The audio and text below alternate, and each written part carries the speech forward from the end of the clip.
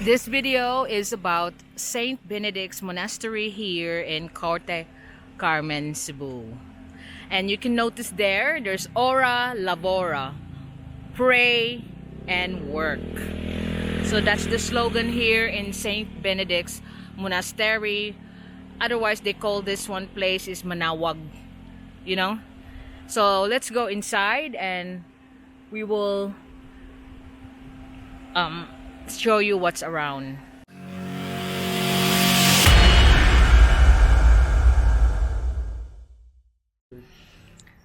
So here we are now in the vicinity of the Saint Benedict Monastery here in Carmen, Cebu. You can see all the apostles of Christ, Saint Peter, Saint Paul, Saint James, and inside you can see all the religious artifacts like this cross, Regina Eucharisti, Ave Maria.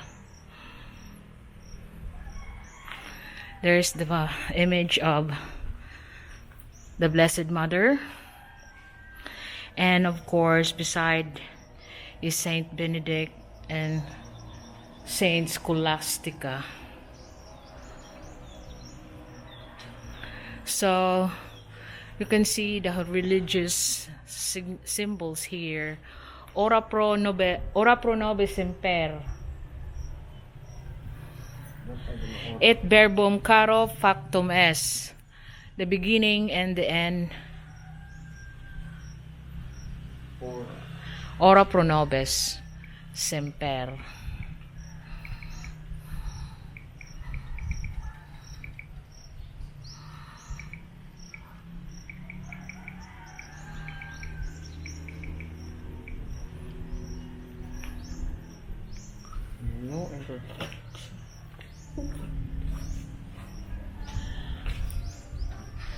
So I forgot what that mean.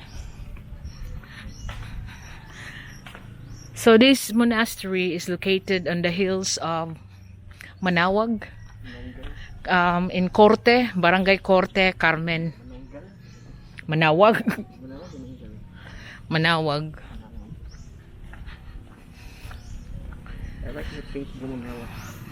So you can see the gardens here. It's free to come here. You got the image of Santo Niño here on the grounds, and that's the monastery on the back.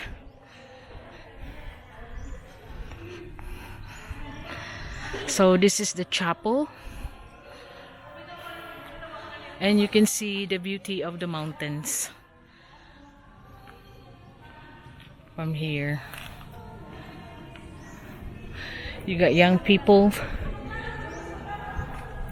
inside the church.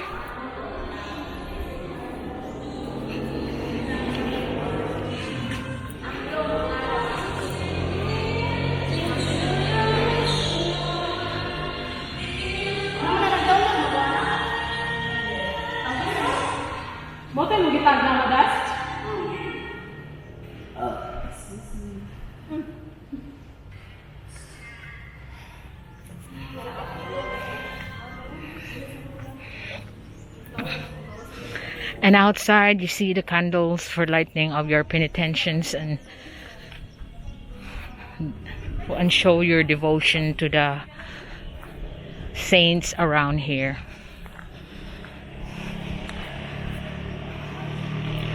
So that's the actual monastery of Saint Benedict's. We are not allowed to go there, but this is the image of our Santo Niño of Cebu.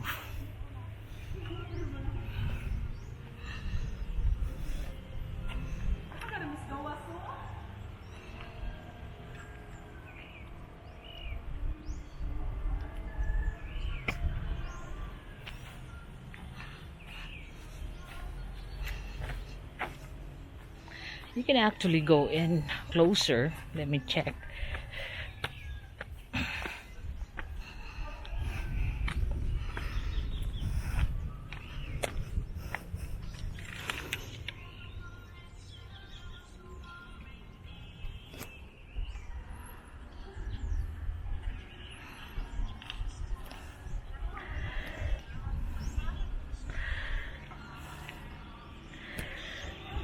So for those people who don't know about this, you can visit it here at Barangay Corte, Carmen, Cebu.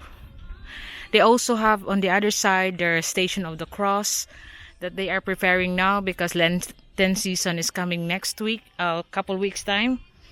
Week from now, I mean. So it's a very peaceful environment right on the top of the hill of Corte Carmen, and that's the actual monastery where the nuns are.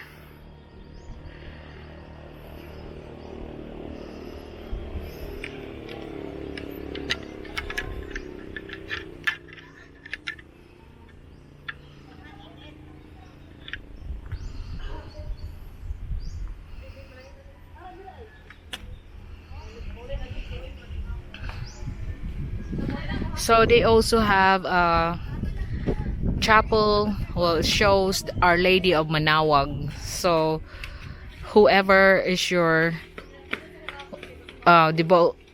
whatever devotion that you have for any religious saint, you just check it out about the writings here. You got the Santo Niño, Saint Benedict, Our Lady of Manaoag, and of course the cross, Jesus Christ himself.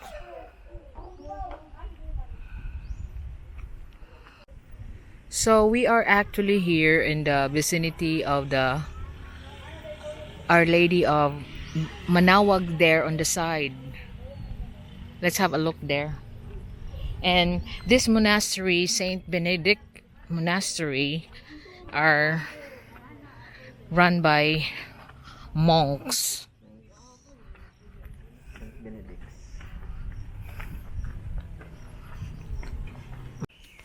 In the vicinity of the Saint Benedict Monastery, you can also find the Rosary Center of Our Lady of Manaoag.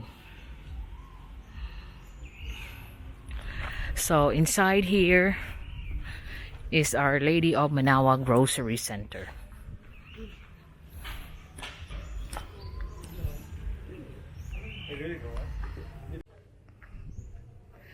You need to leave your shoes outside the chapel.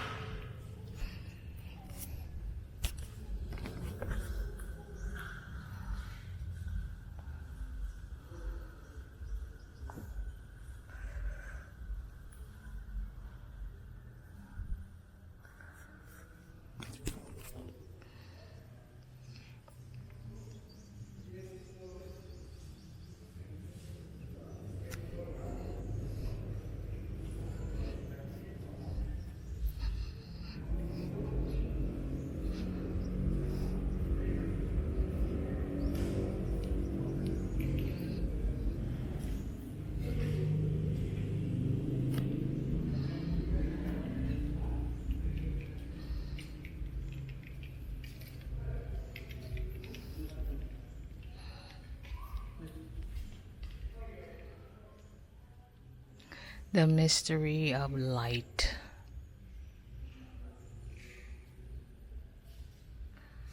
And this is Our Lady of Manaoag.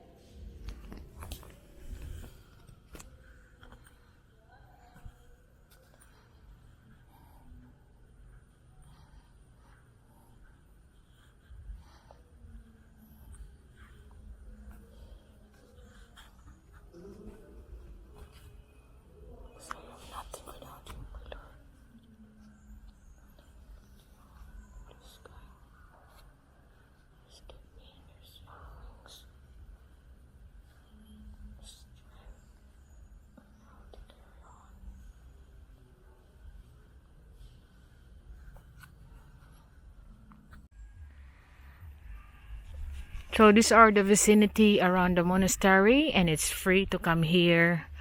The proper attire, of course, should be worn during mass. And they have a religious store there.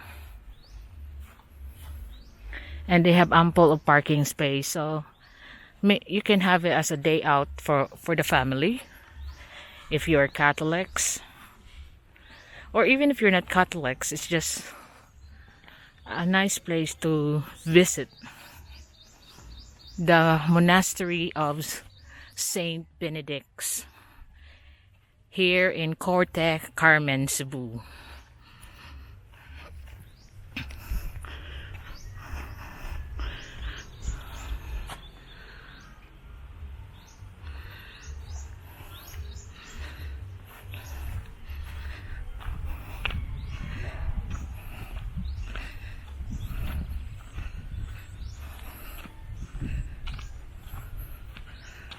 Ora labora, pray and work.